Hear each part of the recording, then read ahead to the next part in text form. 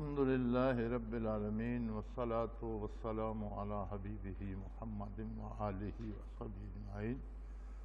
أعوذ بالله من الشيطان الرجيم. بسم الله الرحمن الرحيم. يا أيها الذين آمنوا أنفقوا مما رزقناكم من قبل أن يأتي يوم لا بيع فيه ولا خلة ولا شفاعة والكافرون هم الظالمون.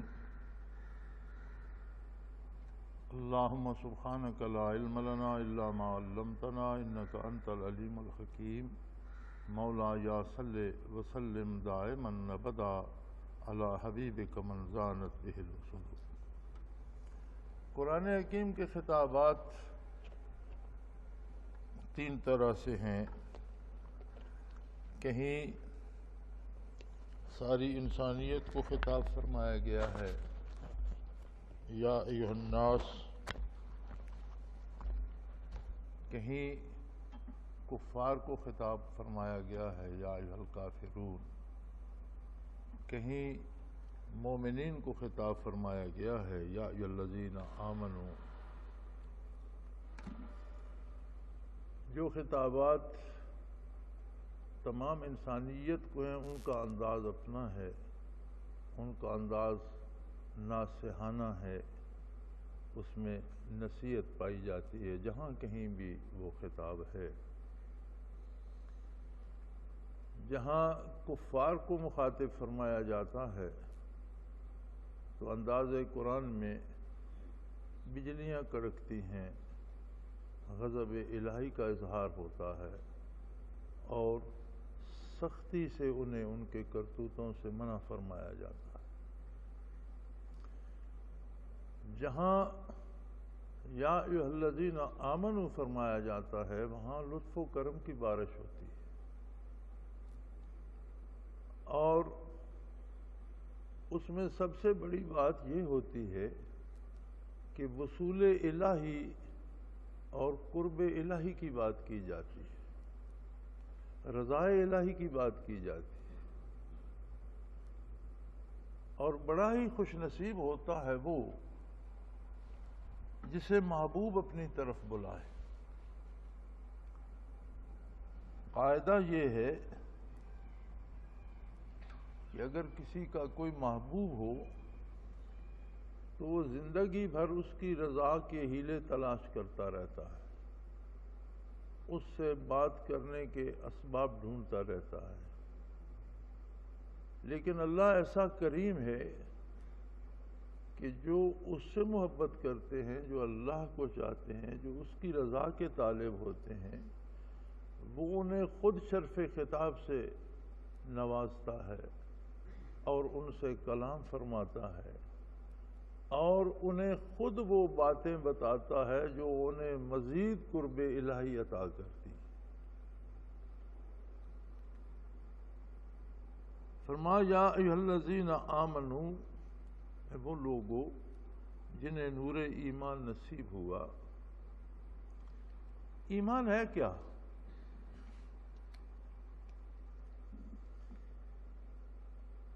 جب نبی مبعوث ہوتا ہے تو نبی کے وجود پاک کے اندر، اس کے قلب اطہر کے اندر ایک خاص نور موجزن ہوتا ہے جو قرب الہی اور تعلق باللہ کا اثر ہوتا ہے.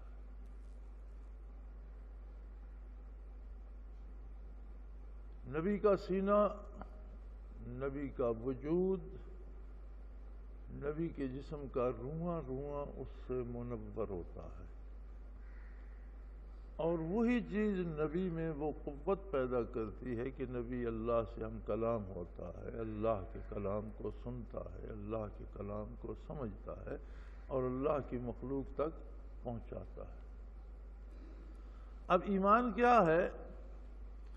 ایمان یہ ہے کہ اللہ کے رسول کے ساتھ ایسا رشتہ قائم ہو کہ وہ نور جو قلب اطہر پیغمبر میں موجزن ہے، نور کا وہ سمندر جو وہاں ٹھاٹھے لے رہا ہے، ایمان لانے والے کے قلب تک بھی پہنچے۔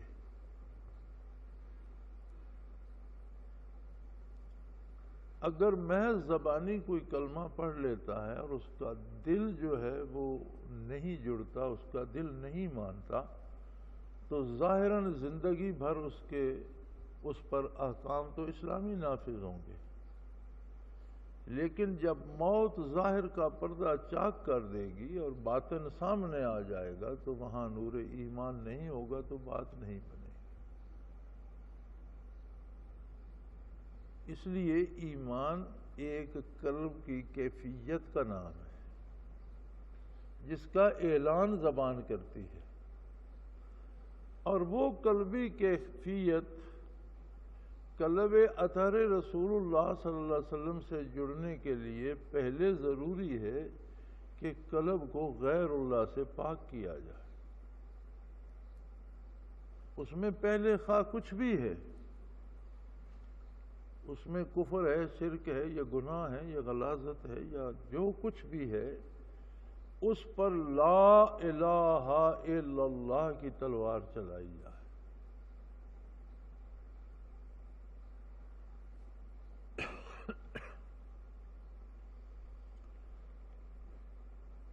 لا الہ سے مراد ہے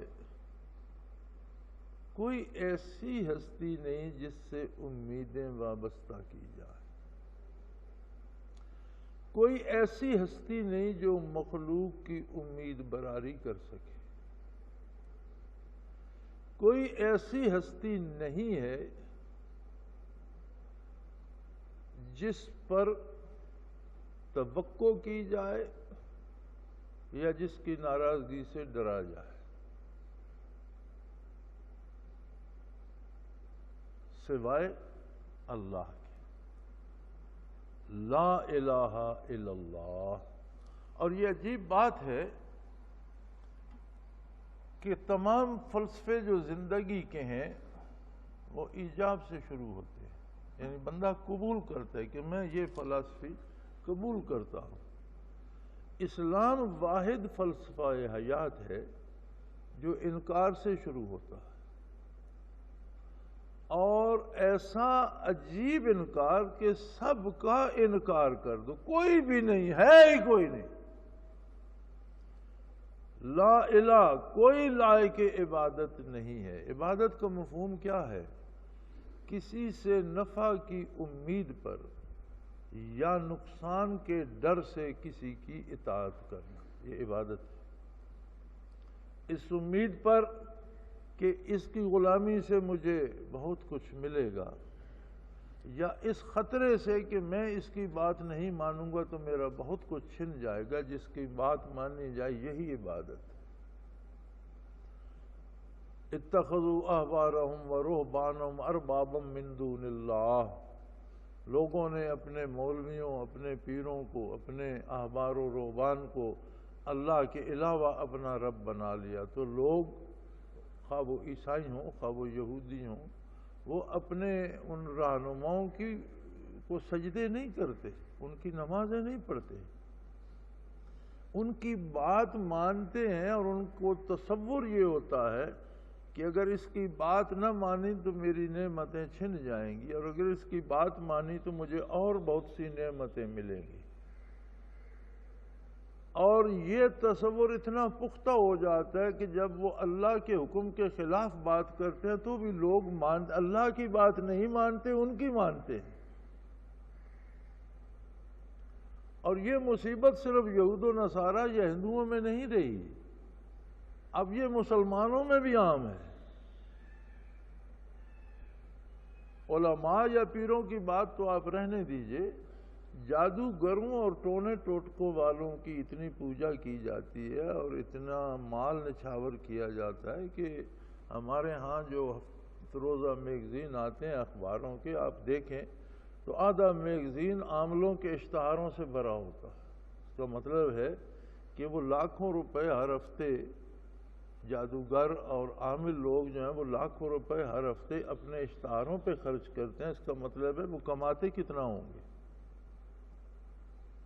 کہ تجارتی لحاظ سے جو اصول ہے اشتہار بازی کا وہ یہ ہے کہ 2% آمدنی اشتہار پہ دی جائے. اگر 100 روپیہ آئے تو 2 روپے کے اشتہار دیے جائے. پچھلے دنوں اس میں زیادہ عروج آیا، کچھ کرشی والوں نے اس میں زیادہ شور کیا، کچھ ہمدرد والوں نے، تو بڑھ کر 4% تک ہو گئی کہ جتنی آمدن ہے اس کا 4% اشتہار بازی پہ خرچ کیا جائے.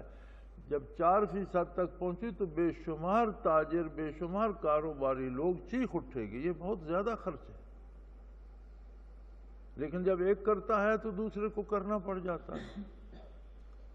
اب اگر ہم یہ اندازہ کریں کہ یہ عامل 10% خرچ کر دیتے ہیں تو پھر بھی آپ اندازہ لا سکتے ہیں کہ ان کی آمدن کتنی ہے.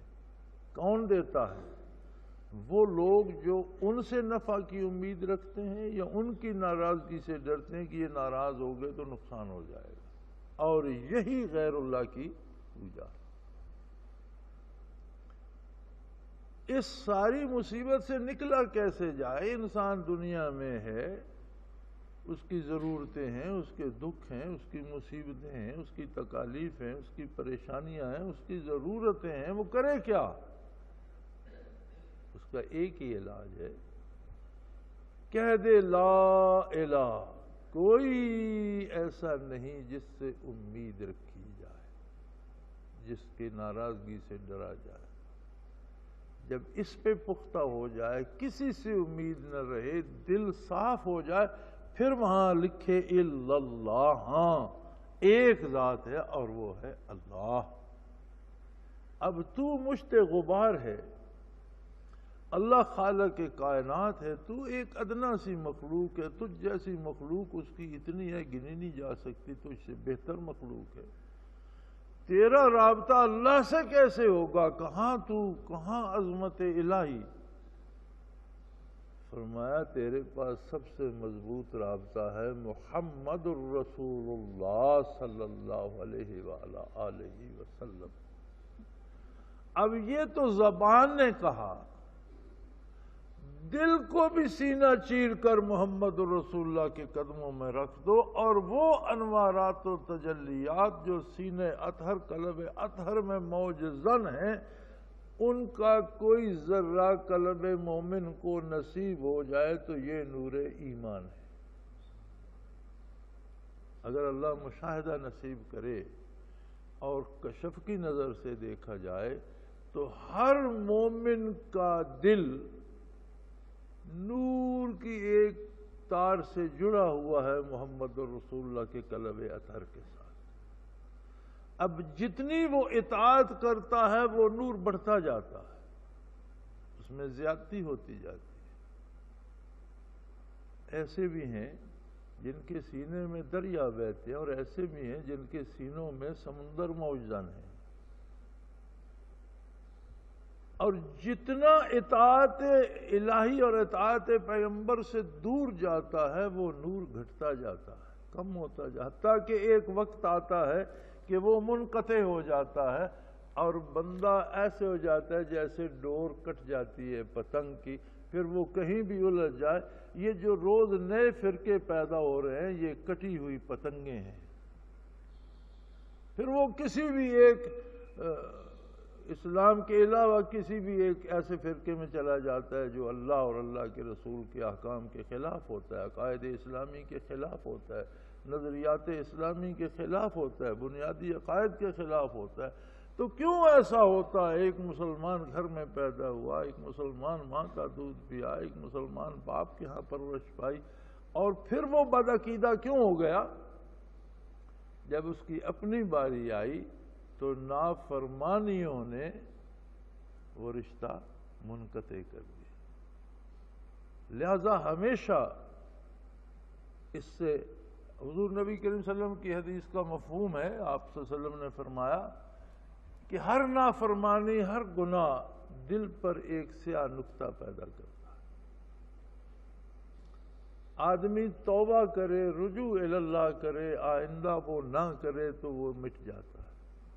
لیکن اگر توبہ نہیں کرتا، مسلسل گناہ کرتا ہے، تو ایک نقطے کے ساتھ ایک اور ہو جاتا ہے، اس کے ساتھ ایک اور، وہ بڑھتے رہتے ہیں، حتیٰ کہ ایسا وقت آتا ہے کہ سارا قلب سیاہ ہو جاتا ہے، اللہ اس سے بچائے، اور وہ نور اس سے منقطع ہو جاتا ہے۔ پھر اللہ کو کوئی پرواہ نہیں کہ وہ کس وادی میں ہلاک ہوتا ہے اور کس گمراہ فرقے کا حصہ بنتا ہے، اللہ کو کیا پرواہ۔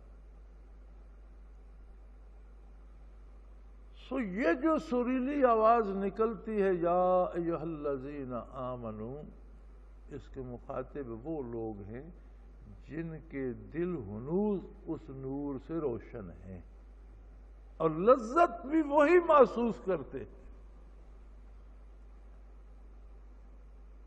انہیں یہ محسوس ہوتا ہے جیسے ان کا محبوب جھروکے سے پردہ ہٹا کر رخ انور کو سامنے کر کے انہیں بلا کر کہہ رہا ہے، بھئی مجھ تک پہنچنا ہے تو راستہ ادھر سے ہے، اس دروازے سے داخل ہو جاؤ، آگے فلاں زینہ ہے، یہ راستہ ہے، ادھر سے آ جاؤ۔ اب کسی کو اس کا محبوب اس انداز سے پکارے تو اس پکار کی لذت وہی سمجھ سکتا ہے جس کے دل میں درد عشق ہو۔ تو یہ ایک جملہ بندہ مومن کے لیے لاکھوں بشارتیں لیے ہوئے ہوتا ہے۔ اب سنیے فرماتے کیا ہیں، یا ایھا الذین آمنو، اے میرے چاہنے والو۔ اگر میں اس کا ترجمہ یہ کر دوں تو درست ہوگا، اے میری رضا کے طالبو، اے میرے جمال کے شیدائیو، اے میرے وصال کے خواہش مندو، انفقوا مما رزقناکم، میں نے تمہیں بے پناہ نعمتیں دی ہیں۔ انسان جب دنیا میں آتا ہے اس کی بے شمار ضرورتیں بھی ہیں، بے شمار خواہشات بھی ہیں، پھر اس کے پاس جب اللہ اسے وسائل دیتا ہے تو وہ ہر حال میں جائز و ناجائز، غلط صحیح طریقے سے اپنی خواہشات کی تکمیل میں لگ جاتا ہے۔ فرمایا نہیں، ایسا نہ کرو،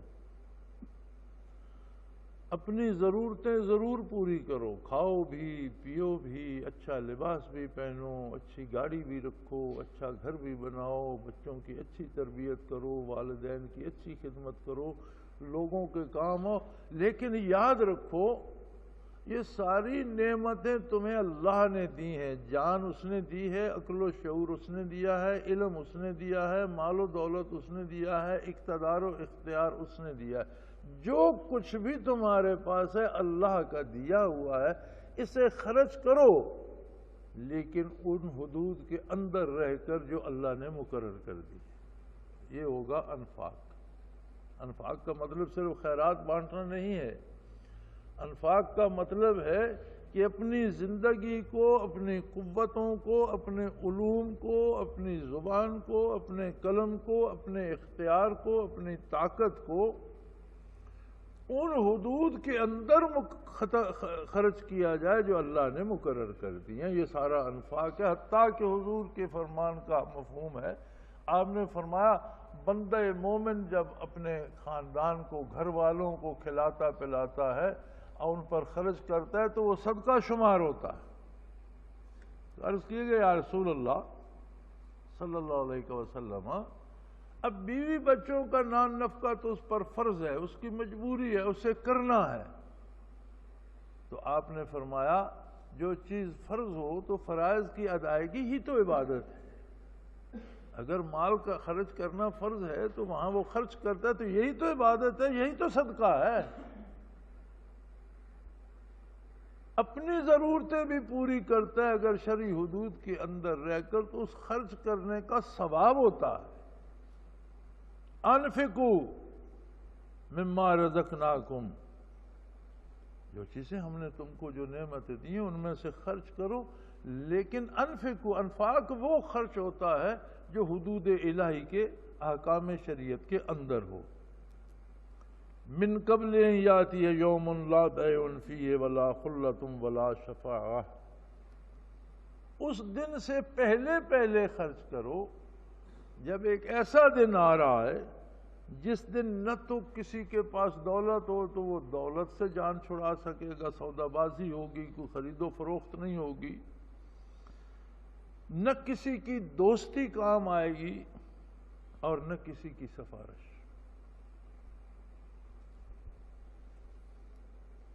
حق یہ ہے کہ یہ سارے کام، ان کا مفہوم ہے کہ یہ غلط طریقے سے استعمال نہیں ہو سکیں گے، یعنی کوئی پیسے دے اور اس کا جرم معاف ہو جائے، ایسا نہیں ہوگا۔ جیسے دنیا میں ہوتا ہے کہ لوگ جرم کرتے ہیں اور پھر سودا کر لیتے ہیں، عدالتوں سے سودے کر لیتے ہیں، اتنے پیسے لے لو، فیصلہ میرے حق میں کر، فرمایا وہاں یہ نہیں ہوگا۔ فلاں جج میرا دوست ہے، فلاں افسر میرا واقف ہے، فلاں جرنیل میرا دوست ہے، وہ کر دے گا، فرمایا میدان حشر میں دوستی سے بھی غلط کام نہیں ہو سکے۔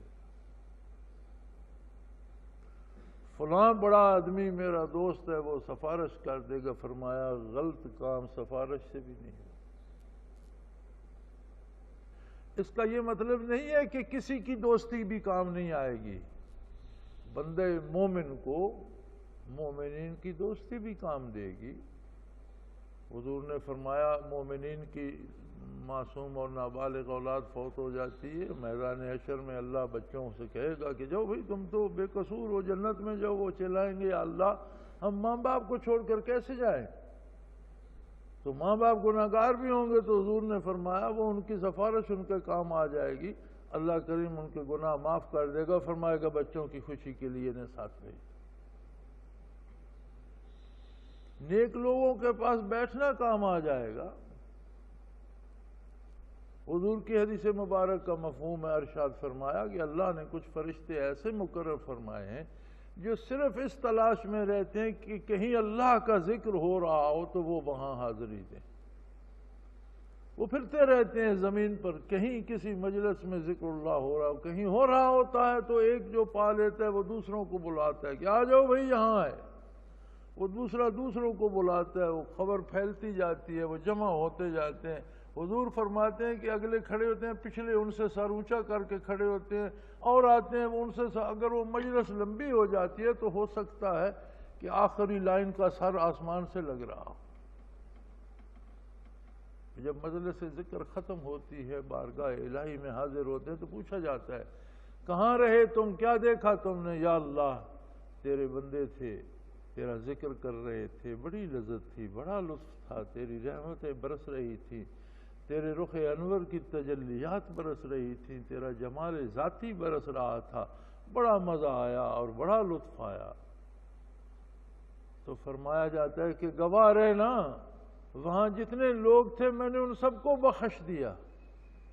حضور فرماتے ہیں، فرشتے عرض کرتے ہیں یا رسول اللہ سارے ذاکر تو نہیں تھے، بیشتر تو ذاکر تھے، کچھ ایسے تھے جنہیں ان میں سے کسی سے کام تھا، وہ آئے، آگے ذکر ہو رہا تھا، بات نہیں ہو سکتی تھی، وہیں بیٹھ کے کہ فارغ ہوتا ہے تو بات کر لیتے ہیں۔ فرمایا بھلے لوگوں کے ساتھ بیٹھنا بھی اسے کام آ گیا، میں نے اسے بھی بخش دیا۔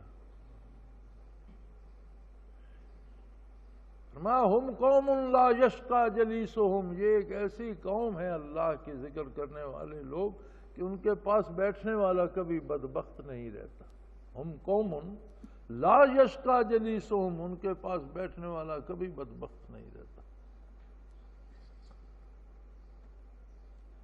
اور سفارش بھی ہوگی، رسول اللہ فرمائیں گے، اولیاء اللہ فرمائیں گے، خود قرآن فرمائے گا، روزہ فرمائے گا، نماز سفارش کرے گی، نیکیاں سفارش کریں گی، لیکن ان لوگوں کے لیے جن کے دل میں نور ایمان بھی ہوگا اور ان سے کوئی خطا ہو گئی تو اس کی سفارش رحمت الہی کے لیے ہوگی کہ اللہ اس پر کرم فرما۔ ناجائز سفارش نہیں ہو سکے گی کہ کسی کی سفارش کے زور پہ کوئی گناہ کرتا چلا جائے، کسی کی سفارش کے بھروسے پہ کوئی جرم کرتا چلا جائے۔ ہمارے ہاں تو آج یہ جتنی دہشت گردی ہو رہی ہے اس میں ایک سبب اس سفارش اور رشوت کا بھی ہے۔ لوگ سمجھتے ہیں کہ میں سفارش کرا کے چھوٹ جاؤں گا، میں رشوت دے کے چھوٹ جاؤں گا، اور بے دردی سے جرائم کرتے ہیں۔ فرمایا وہاں ایسا نہیں ہوگا۔ سو جو نعمتیں میں نے دی ہیں انہیں میرے حکم کے مطابق خرچ کرو، اور اس دن سے پہلے کہ جب یہ سلسلہ ختم ہو جائے گا، قیامت قائم ہو جائے گی، حضور کا ارشاد ہے صلی اللہ علیہ وسلم، من مات فقد قام قیامتہ، کہ ایک قیامت تو وہ ہے جس دن ساری دنیا ایک میدان میں جمع ہوگی، لیکن جو مر جاتا ہے ایک طرح سے اس کی قیامت قائم ہو گئی، چونکہ عمل کا سلسلہ منقطع ہو گیا، جب آپ وہاں برزخ میں اس کی رہائش اس کی حیثیت کے مطابق ہوگی، اگر مجرم ہے تو مجرموں جیسی جگہ ہوگی، اور اللہ کا بندہ ہے تو اللہ کے نیک بندوں جیسی وہاں ہوگی جگہ، تو ایک طرح سے اس کی جو مر گیا قیامت آ گئی۔ تو فرمایا اس دن سے پہلے جس دن کسی کی ناجائز سفارش نہیں ہوگی، رشوت نہیں چلے گی، اور ناجائز کام نہیں ہو سکے گا کسی دوستی سے بھی۔ یہ بات تو اپنے بندوں سے کر رہا ہے۔ اب آگے بات آ گئی کافروں کی، فرمایا وَالْكَافِرُونَ هُمُ الظَّالِمُونَ، دیکھو الفاظ میں کتنا فرق ہے۔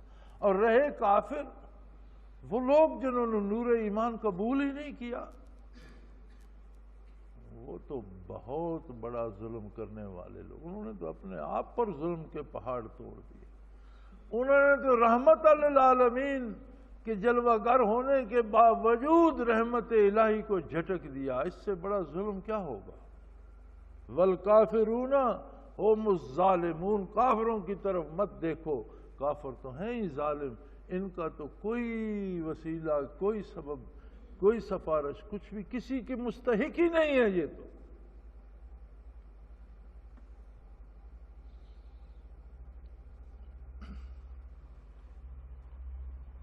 اللہ لا الہ الا ہو۔ اب کافروں کی تردید فرمانے کے بعد پوری قوت سے ارشاد فرمایا، قرآن حکیم نے پوری طاقت اس پہ لگا دی، اللہ اللہ ہے، لا الہ الا ہو، اور اس کے علاوہ کوئی عبادت کا مستحق نہیں، اللہ ہے، اس کے مقابلے میں اس کے علاوہ کوئی دوسرا عبادت کا مستحق نہیں ہے، صرف اللہ ہے، الحی القیوم، جو الحی ہے، القیوم ہے، اللہ کے علاوہ ساری کائنات کو زندگی اللہ نے دی، اللہ ہمیشہ سے ہے، ہمیشہ کے لیے، اسے کسی نے کچھ دیا نہیں ہے، اس کی ذات ایسی ہے کہ حیات اس کی صفت ہے، قیوم ہر چیز پہ قادر ہے، قائم ہے، ہر چیز کو سنبھالنے والا ہے، ایک ایک ذرے کو اس جگہ سے حرکت دے کر وہاں پہنچانا، ایک ایک ذرے کو وجود بنانا، پھول بنانا، پھل بنانا، درخت یہ سارا نظام اس ایک کے دستے قدرت میں، اور وہ القیوم ہے۔ باقی سارے اسباب ہیں، میں بھی ایک سبب ہوں، آپ بھی ایک سبب ہیں، ہمارے ہاتھ سے کوئی کام کراتا ہے تو توفیق اس کی ہوتی ہے، منشا اس کی ہوتی ہے، قدرت اس کی ہوتی ہے۔ لا تتحرک ذرۃ الا باذن اللہ، اگر وہ اجازت نہ دے تو کوئی ذرہ حرکت نہیں کر سکتا۔ اللہ اللہ ہے، لا الہ الا ہو، یہی ایمان ہے اور یہی مشکل کام ہے۔ بندے کا حوصلہ بڑا تھوڑا ہے، اور چھوٹی چھوٹی چیزوں سے گھبرا کر اللہ کو چھوڑ بیٹھتا ہے اور غیر اللہ کی طرف لپکتا ہے۔ فرمایا نہیں، اللہ ہے اور کچھ بھی نہیں ہے، ویسے ہی اندھیرے میں ٹامک ٹوئیاں مارو گے اگر کسی دوسرے سے امید رکھو گے، اس کے علاوہ کوئی عبادت کا مستحق نہیں ہے۔ الحی القیوم، اس کی ذات ہمیشہ زندہ ہے، ہمیشہ ہر چیز اس کے قبضے قدرت میں ہے۔ لا تاخذہ سنۃ ولا نوم، وہ تھکتا نہیں ہے، اسے اونگ نہیں آتی، وہ اسے نیند نہیں آتی کہ انسانوں کی طرح کمزور ہے. ہماری تو آدھی زندگی نیند میں بیت گئی.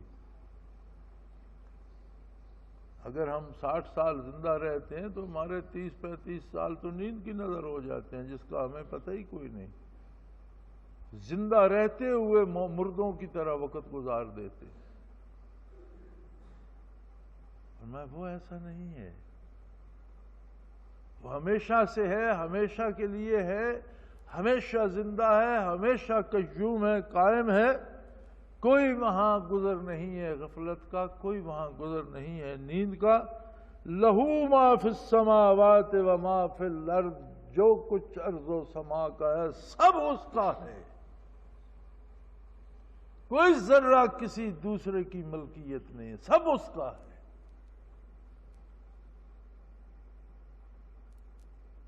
اور کسی میں یہ جرت نہیں ہے کہ اس کے پاس سفارشیں کرتا پھرے کہ یہ کر دے اور وہ کر دے. الا باذن، سوائے اس کے کہ جہاں وہ اپنے بندوں کو بات کرنے کی اجازت دے. اس بارگاہ میں اس کی اجازت سے بات ہوتی ہے.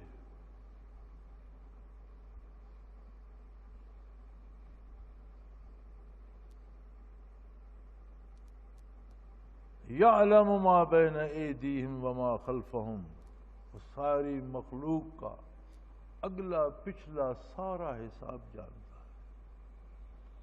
آگے کیا ہے وہ جانتا ہے، پیچھے کیا ہے وہ، اس کا علم حضوری ہے. ہمارے لیے حال ہے، ماضی ہے، حال ہے، مستقبل ہے. ہمارے لیے 3 زمانے ہیں. ایک گزر چکا، کوئی بات یاد رہ گئی، کوئی بھول گئی. ایک حال ہے جو بیت رہا ہے.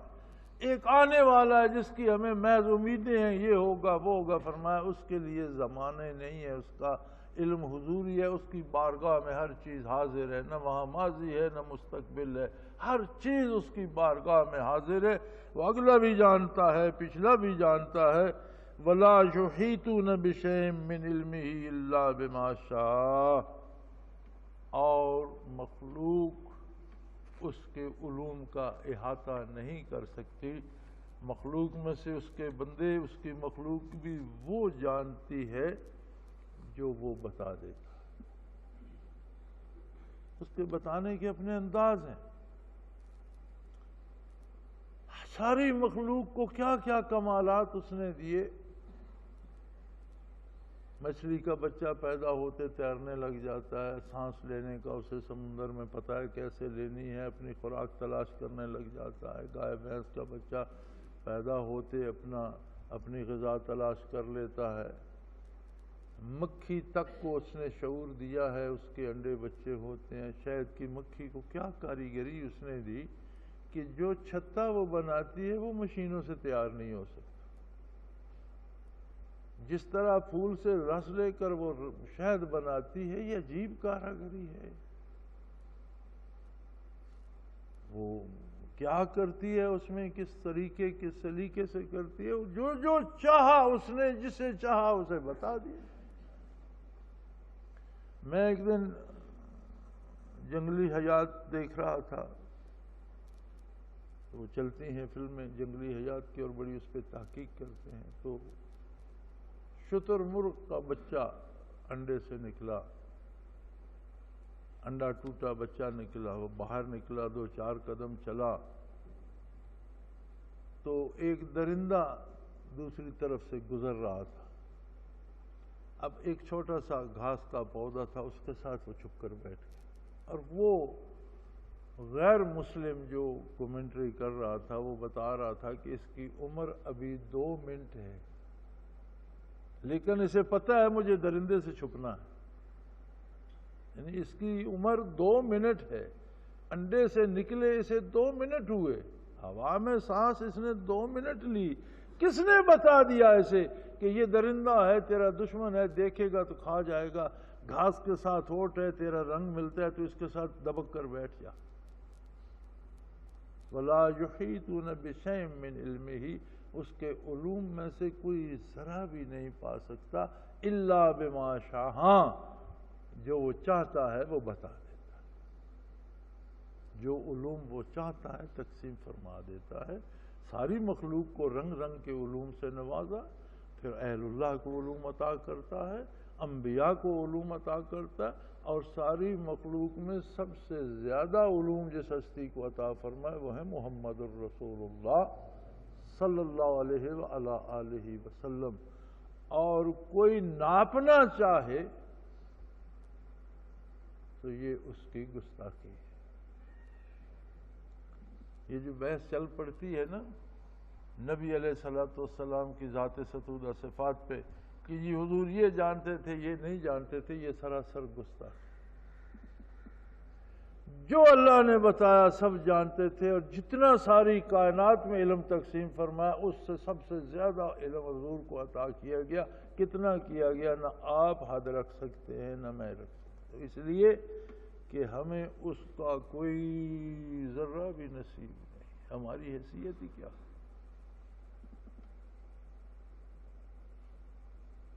آپ صلی اللہ علیہ وسلم کے جوتے مبارک پر جو خاک کے ذرات پڑ گئے وہ ہم سے زیادہ قیمتی ہیں، ہم جیسے کروڑوں اس پہ نچھاور کیے جا سکتے ہیں۔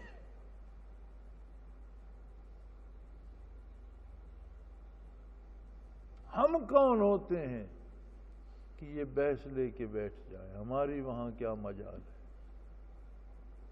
آپ سورج کی روشنی کو ماپ سکتے ہیں؟ سورج کی کیا حیثیت ہے محمد رسول اللہ کے سامنے؟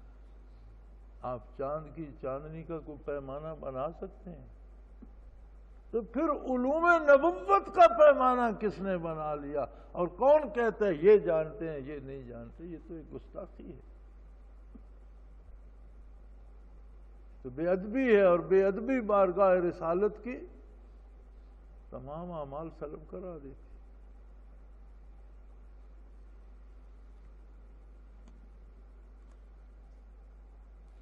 وسع کرسیہ السماوات والارض۔